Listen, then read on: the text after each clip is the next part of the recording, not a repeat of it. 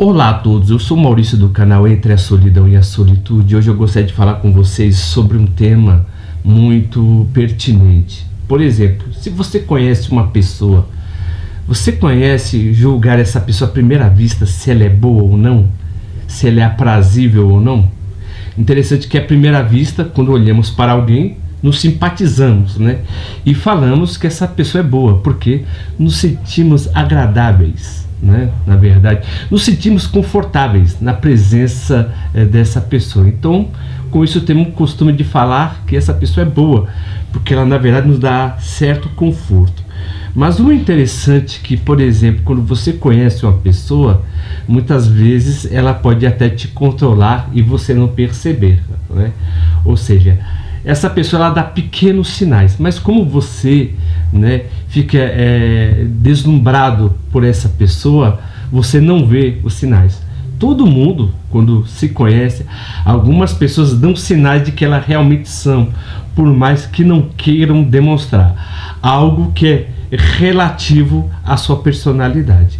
A personalidade do narcisista, na maioria das vezes, é manipular e explorar outras pessoas para benefício próprio, né?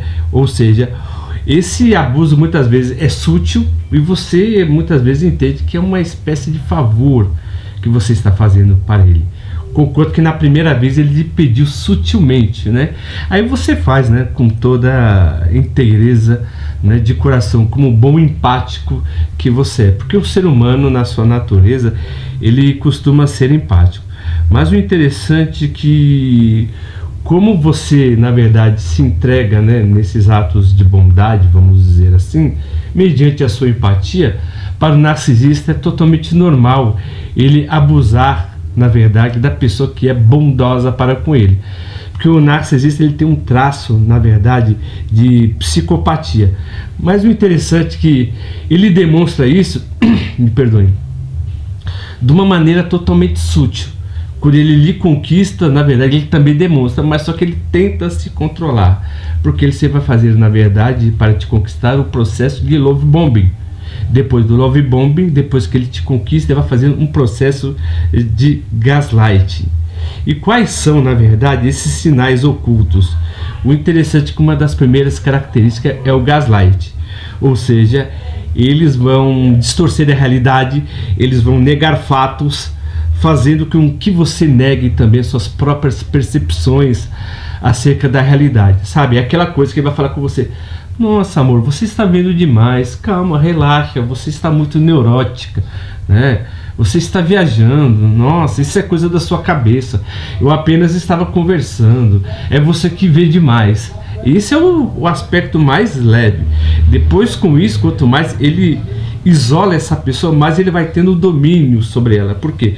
Porque no isolamento, muitas vezes a pessoa se sente especial, né? E a partir daí que o narcisista começa a colocar o seu veneno sobre essa pessoa. Então ele vai, na verdade, né, isolar a vítima para que ela perca a influência dos amigos e da família. E ela vai se tornando muito mais influenciada por ele, porque o narcisista, a primeira vez, é uma pessoa linda e amorosa, e a pessoa vai fazer o quê?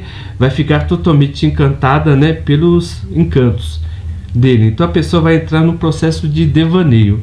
Mas o interessante é que depois desse isolamento, tá, ele vai fazer o que também? O processo de desvalorização. Porque primeiro ele te conquistou, depois te isolou, e depois vai vir o processo de desvalorização. O que é isso? Como você já está totalmente isolado da sua família, na verdade, ele vai começar, por exemplo, te criticando e te menosprezando constantemente. Então, como você já não tem onde mais obter apoio e você fica totalmente dependente dele, ou a pessoa, na verdade, está totalmente dependente dele, então ele faz esse processo que é totalmente cíclico, né? Na verdade, ele faz love bombing, ele isola, depois ele faz desvalorização dessa pessoa, depois ele faz o love bombing de novo, depois ele faz o gaslighting, depois faz o isolamento, depois a desvalorização, e assim constantemente. E isso o que causa, na verdade, na pessoa que vai sofrendo, né, esse bombardeamento de emoções, na verdade, porque ela está totalmente isolada dos seus amigos, dos seus familiares. Com o tempo a pessoa vai tendo, na verdade, crises de ansiedade, ela vai ter depressão e transtorno de estresse pós-traumático. O interessante é que, se você reconhece que você está dentro desse ciclo, na verdade é um bom sinal para que você possa obter ajuda profissional. Mas é a pergunta que você pode me fazer: como é que eu posso me proteger, na verdade, se você já está no começo desse relacionamento? É você se educar, você estudar tudo relativo ao tema sobre o comportamento humano, sobre o relacionamento do narcisista, quais são os traços que ele deixa, quais são os sintomas que aparecem nele, na verdade, porque o ser humano, ele não somente fala. O falar muitas vezes não remete só às suas características, mas sim também àquilo que ele faz.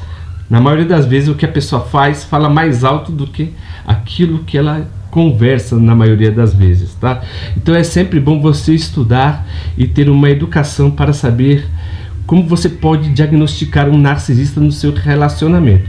O interessante é que a pessoa mais propícia para isso, na verdade, é um psicanalista, uma pessoa que é versada na área. Mas você, se está, por exemplo, tendo esse tipo de infortúnio, é sempre bom você se educar, tá, acerca sobre isso. O segundo aspecto é você estabelecer limites, ou seja, não permite que o narcisista roube a tua liberdade. Você deixar de fazer aquilo que gosta, na verdade, por causa da opinião dele. Porque a opinião dele diz respeito a ele e não a você.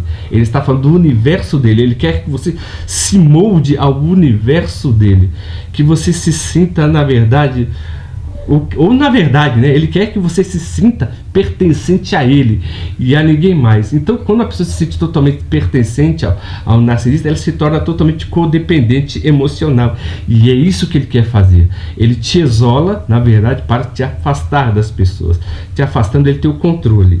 E você também procura redes de apoio. Quais são essas redes de apoio?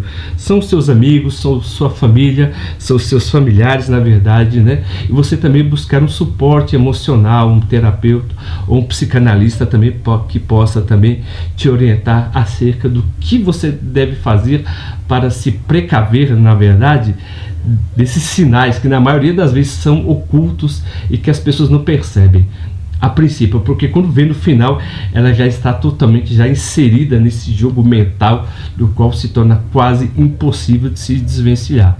Se vocês gostaram do conteúdo de hoje e nos acompanharam até o final, por gentileza, se inscrevam no nosso canal, aperta o botão das notificações e dê um joinha.